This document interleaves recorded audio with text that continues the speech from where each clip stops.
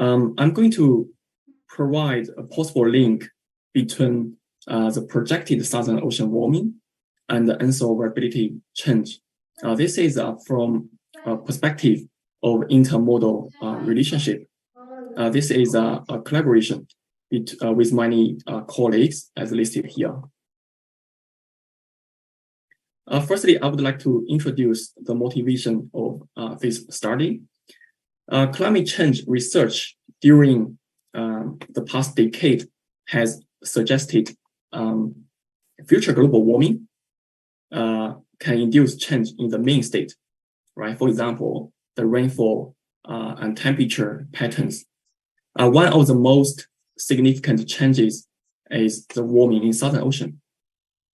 The Southern Ocean plays an outsized role in absorbing the excess heat from global warming.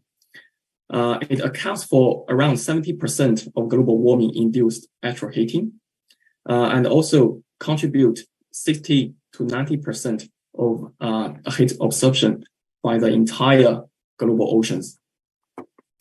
The left panel shows the observed Southern Ocean warming trend using the RAP ocean data from 1948 onwards. The y-axis is depth, the x-axis is latitude. So you can see this warming trend is dominated by a region of warming centered near 45 degrees south and extending from the surface to below 1,000 meter depth. On the right, if we use ARGO data, right, which are available since 2006, it will produce very similar warming feature. So this feature is kind of robust across different observations. On the right panel, it shows the multimodal ensemble mean of Southern Ocean warming trend, focusing on the same time period, using 27 similar models. Comparing panel A and panel B, you can see the models can simulate very similar warming pattern as observed. So under global warming, we know this kind of feature is projected to intensify in the future. So an important question here is the extension to how much extra heat the Southern Ocean can uptake further under global warming. This is an important question because by answering it, we will know to a large extent how much heat would be returned in the atmosphere to warm the Earth's surface. That's what we call global warming. Future global warming does not only induce change in the mean state, right? But it can also influence the Earth's internal climate variability. For example, the El Nino Southern Oscillation ENSO, which is the dominant interannual climate variability. Regarding how it may project into the future, there are still debate. Using the latest SIMIA 6 models, the IPCC AR6 assessment has reported that there is no intermodal consensus regarding how ENSO will change in the future based on a 30-year running window calculation. In contrast, Tsai et al. 2022 in Nature Climate Change recently argues that this 30-year running window calculation involve significant influence from model internal climate variability. So the 30-year is not long enough to highlight the external forcing. Instead, if by comparing 100-year in 20th century and 100-year in 21st century, the majority SIMIA 6 models project an increased ENSO variability under all the possible future emission scenarios, even including the lowest one, SSP 126. And using all the SIMIA 6 models, calculating the Nino 3.4 SIT variability over the 20th century, excuse me, the green bars, and also the 21st century, the purple bars. You can see that only 5 models, as highlighted by the gray shadings, project decreased Nino 3.4 SIT variability. Whether this projection is a realistic reflection of ENSO response to global warming or not, we don't know. But this is what the latest simulation model tells us. These two future projections, the Southern Ocean warming and the increased variability in ENSO, represent the changes in mean state and internal climate variability response to global warming. And actually, they are not independent. A previous study have shown that the temperature change over the Southern Ocean region could impact the mean state of the tropical climate, especially the England et al. 2020 found that the Antarctic sea ice loss in association with the Southern Ocean warming can decrease the poleward heat transport. So there's more heat accumulate in the tropical region. And such accumulation of the heat in the tropical region shows an El Nino-like warming pattern. And then this kind of warming pattern is conducive for increased variability in ENSO. England et al. 2020, they only use one couple climate model for their conclusion. Then we wonder if such teleconnection, this kind of teleconnection is robust, then we should be able to see a similar relationship using the simulation multi-models. We would expect a model with a stronger Southern Ocean warming would be associated with increased ENSO SST variability. That's our expectation. So to prove it, we use 27 CMF6 models forced under historical and high emission scenarios, which is SSP 585. And hereafter, all the analyses are based on the projected changes between the 21st century and the 20th century. This panel shows the projected change in the zonally average ocean temperature between the mean state of 21st and 20th century, the 21st minus 20th. This is a multimodal ensemble mean pattern, depth and latitude. So you can see it is dominated by a region of warming centered near 45 degrees south, extending from the surface to below 1,000 meter depth. This indicates an intensification of the Southern Ocean warming from the current climate to the future. And in order to quantify such projected change in the Southern Ocean warming, we construct a Southern Ocean warming index for each model, as indicated here, as a regional average over the black box from 40 degrees south to 60 degrees south and over upper 1,000 meter depth. For each model, we get one value indicating the projected Southern Ocean warming intensity. And also, for each model, we can calculate the projected change in the minus 3.4 SST variability between the two centuries. Now, we can put these two projections together for all the 27 simulation models. Here is a result. As shown by this figure, each dot represents one simulation models. X-axis is the projected change in minus 3.4 SST variability, and the y-axis is a Southern Ocean warming index. There you can see there is a strong intermodal relationship between them. And the correlation coefficient is as high as minus 0.74. When you see such kind of relationship, you always wonder which one is chicken and which one is egg, right?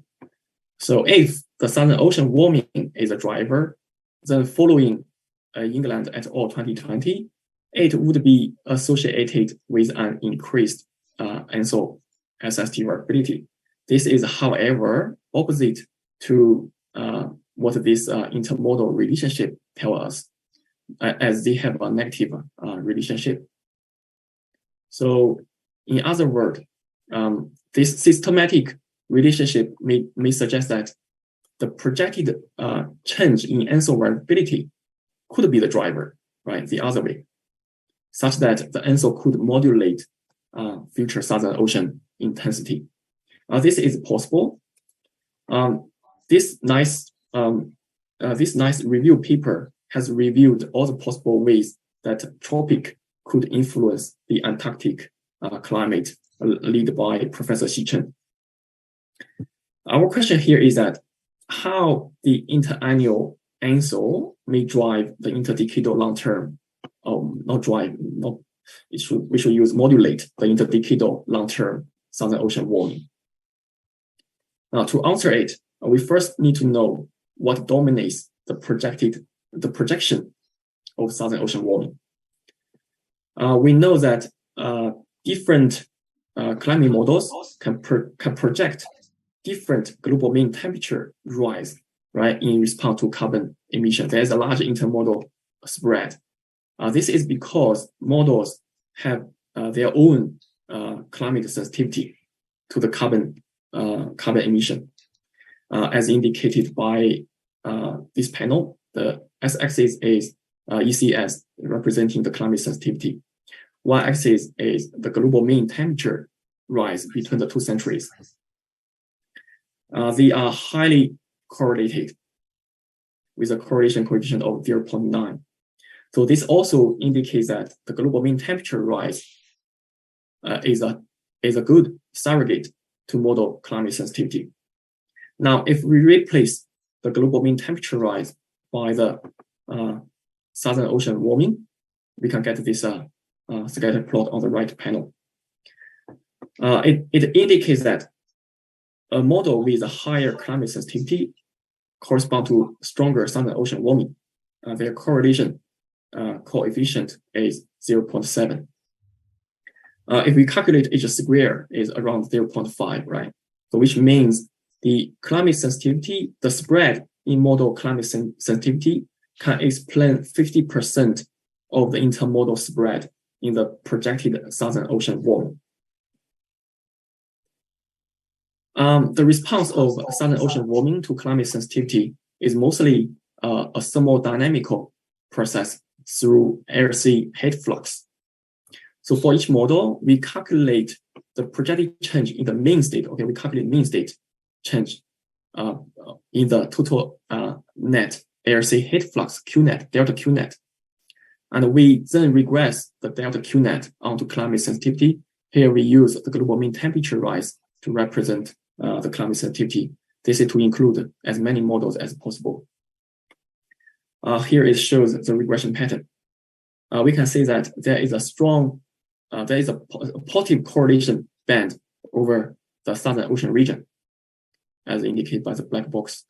The positive here means downward heat flux.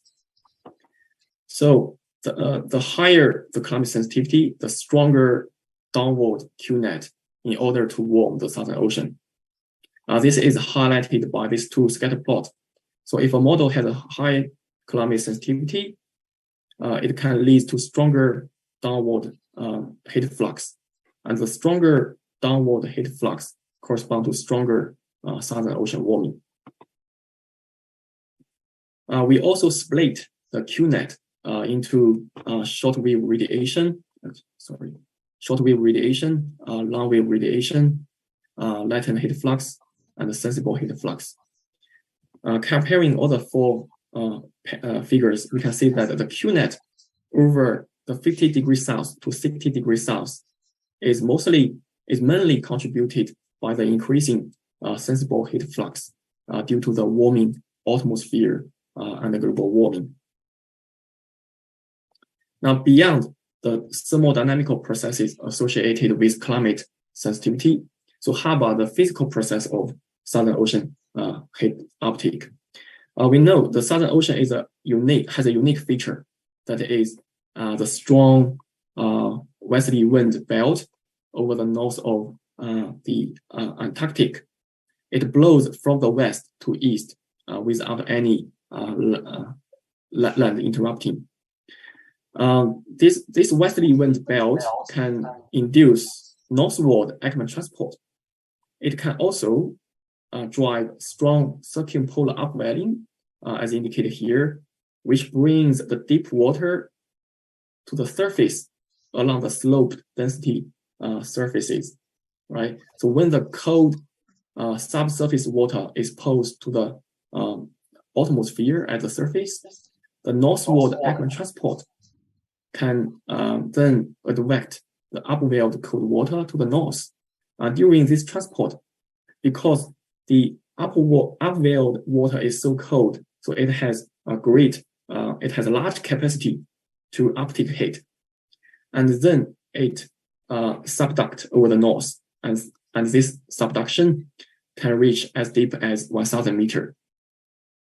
So this physical process of the Southern Ocean heat uptake highlight the importance of the westerly wind. So we then wonder if climate models can simulate such physical process so that the westerly wind shift, meridional shift, can play a role in the Southern Ocean warming. Firstly, to get rid of the influence from the thermodynamical process induced by the climate sensitivity, hereafter we scale all the projected changes by the global mean temperature rise. So the unit becomes the whatever the original unit followed by per degree C of global warming. This panel shows the multi-model ensemble mean of the surface zonal wind changes, mean state changes, as indicated by the shadings, the color shadings.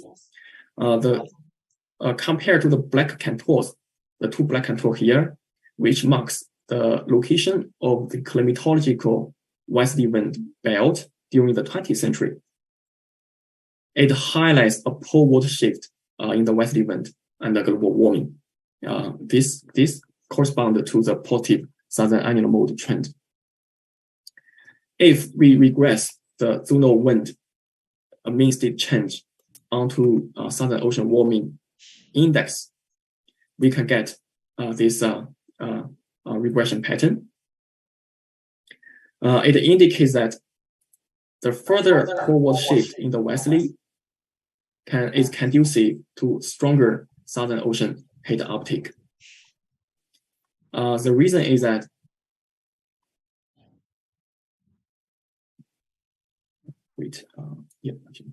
the reason is that the meridional shift in the wind and its magnitude change are closely linked, as indicated by this panel. So the poleward shift in westerly wind belt correspond to a poleward intensification.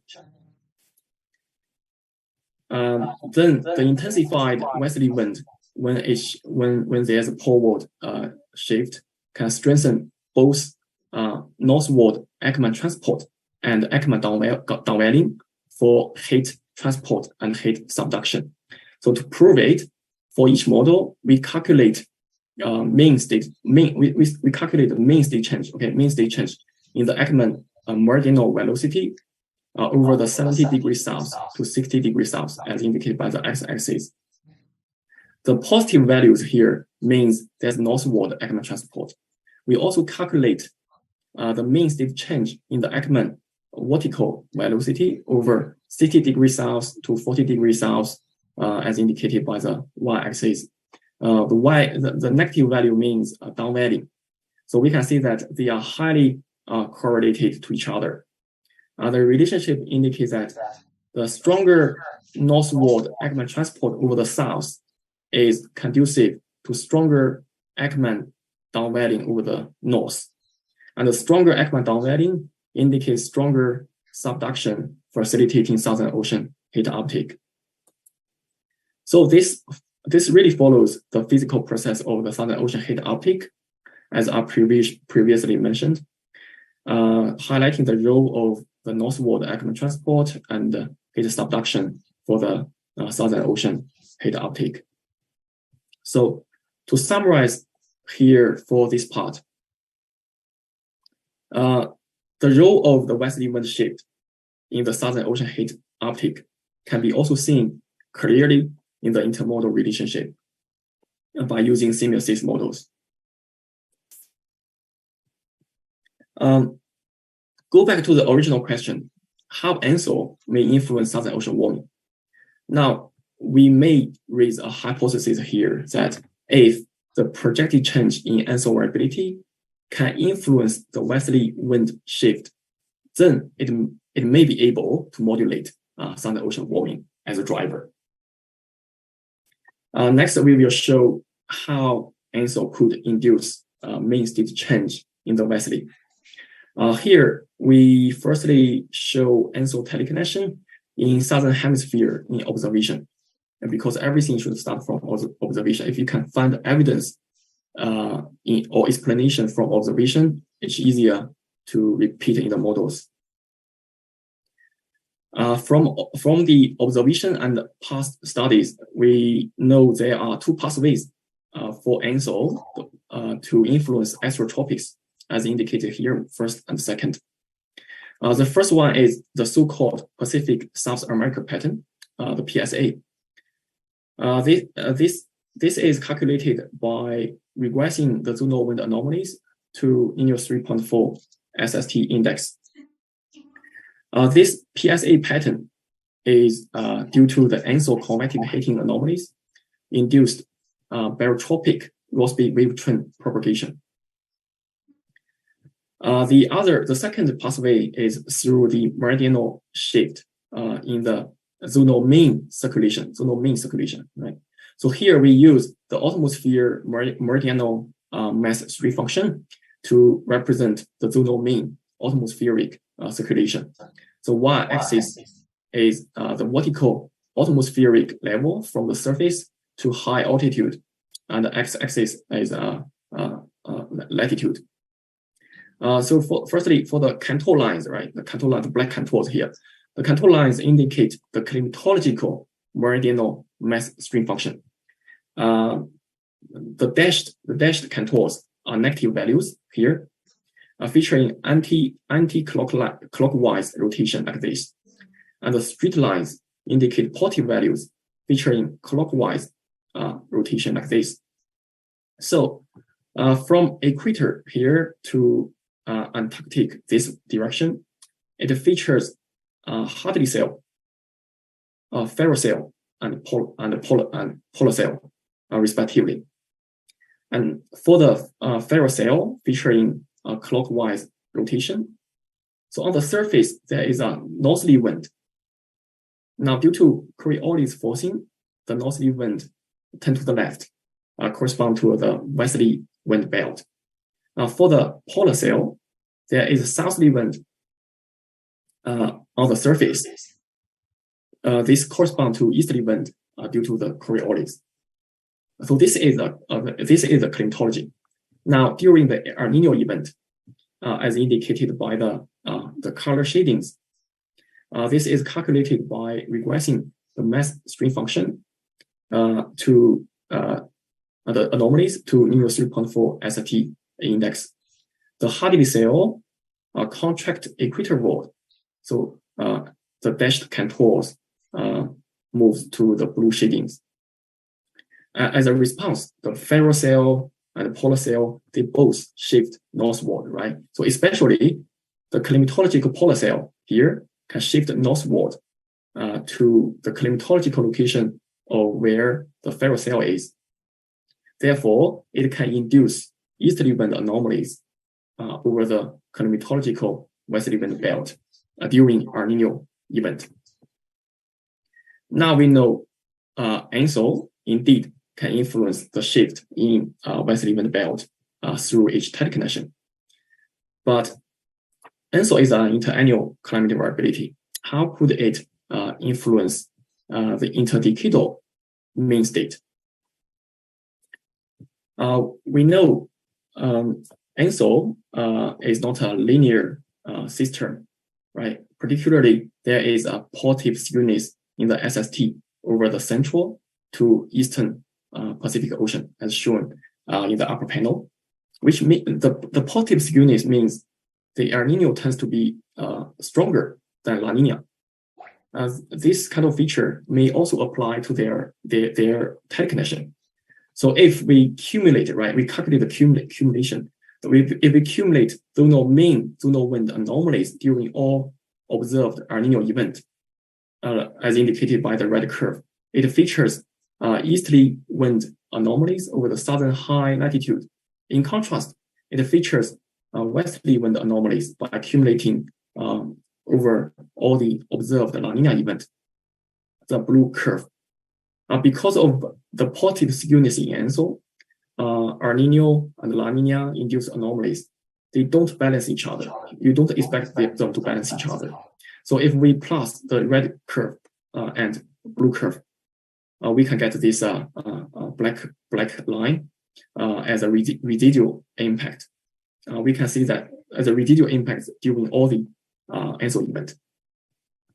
We can see that it is similar to ENSO El Nino induced anomalies featuring high latitude easterlies. So due to ENSO nonlinearity, the net effect of ENSO induced anomalies tend to be a El Nino-like impact. So here in this study, it means easterly wind anomalies as a ENSO induced rectification. The easterly wind anomalies in the main state can decrease the northward Ekman transport and associated Southern Ocean heat subduction. This is based on observation. This can shed light on our model approach. We will answer next. Our model is able to simulate such long-term zonal wind changes induced by ENSO nonlinear rectification. To answer it, for each model, right? So for each model, we calculate the regression pattern of zonal wind anomalies associated with Nino 3.4 SST index for 20th century and the 21st century separately. And then we can calculate that difference as the projected change, right? So for each model, we have one projected change of the ENSO teleconnection. Next, we can apply UF analysis on this intermodal projected zonal wind changes. From the UF analysis, we can get the first two UF patterns.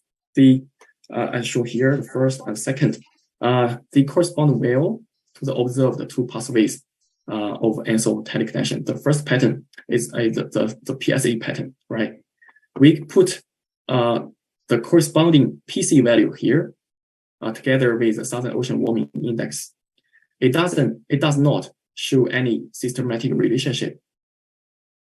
The second pattern here is a kind of a zonally symmetric pattern, indicating the zonal mean circulation response to ENSO, and each corresponding PC value here has a strong intermodal relationship with the Southern Ocean warming.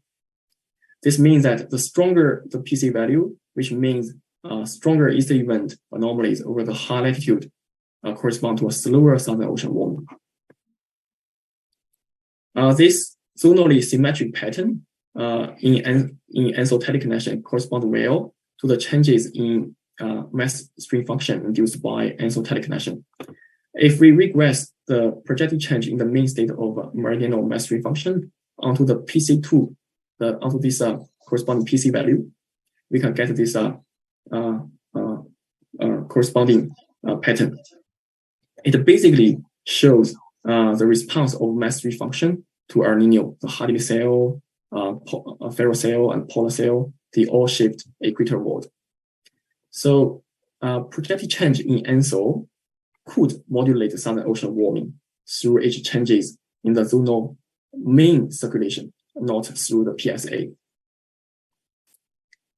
Similarly, instead of UF analysis using the surface zonal wind, we can also apply UF analysis on the projected change in mass stream function induced by ENSO teleconnection. So here, this one shows is the dominant UF pattern. If we put the corresponding PCA value here with the Nino 3.4 variability change, we get this scatter plot. It indicates that if a model projects a greater increase in ENSO variability in the future, this kind of pattern intensify with greater easterly wind anomalies over the Southern Ocean latitude. As such, the greater the PC value correspond to a slower Southern Ocean warming in the future. The reason is that stronger increase in ENSO variability can produce stronger cumulative easterly wind anomalies over the southern high latitude. To prove it, we compare the top 5 models with greater increase in ENSO variability and the bottom 5 models with lowest increase in ENSO variability. So the red line here indicates the projected cumulative change in surface zonal wind during all the ENSO events for the top 5 models. The blue line is for the bottom 5 models. We can calculate the difference, red minus blue, as indicated by the black curve here. So this highlights that the models with greater increase in ENSO variability in the future can induce greater cumulative easterly wind anomalies over the southern high latitude. If we regress the zonal wind mean state change onto the changes in ENSO amplitude, we get this regression pattern. So stronger increase in ENSO variability correspond to stronger easterly wind anomalies. The stronger easterly wind anomalies can weaken the poleward intensification of the westerly wind belt. Therefore, it can weaken the northward economic transport and associated Southern Ocean heat uptake. Now we can conclude that the projected change in ENSO variability can indeed able to modulate future Southern Ocean warming through ENSO teleconnection induced wind changes. The above results are based on projected change from historical emission scenario to SSP 585, the highest emission scenario. We can also repeat the same analysis by using data from other lower emission scenarios. This one is 370 SSP. This one is SSP 245 and SSP 126. They all show a similar systematic relationship between the Southern Ocean warming and ENSO variability change, supporting the conclusion that there are systematic influence from ENSO on future Southern Ocean warming. Now, to summarize here, the intermodal spread in climate sensitivity can explain 50% of projected uncertainty in Southern Ocean warming, as indicated here. So stronger climate sensitivity corresponds to stronger Southern Ocean warming, and this is through stronger downward air-sea heat flux. Beyond climate sensitivity, the magnitude of intermodal ENSO variation, as indicated here, can account for about 50% of the uncertainty in the projected Southern Ocean warming. The slower Southern Ocean warming is associated with stronger increase in ENSO variability. This is through ENSO's modulation in the poleward shift of westerly wind belt and global warming. Such kind of intermodal relationship also suggests if in the future the projected increase in ENSO amplitude really occurs, then it would lead to reduced efficacy in Southern Ocean heat uptake and global warming. This also means it would allow more heat to be retained in the atmosphere to enlarge the global warming impact. This published, as Mr. Chen mentioned, this published in Nature Climate Change during the June this year. If you want more details, you can refer to it. Thank you. Thank you, Gujian. Thank you so much for such a nice work and such a great talk. And do we have any? Yeah, do we have any question? Hi, Susan, can I have a question? Sure, thank you. Yeah. So usually people use minus 3.4 as standard deviation to represent ENSO amplitude. My question is about the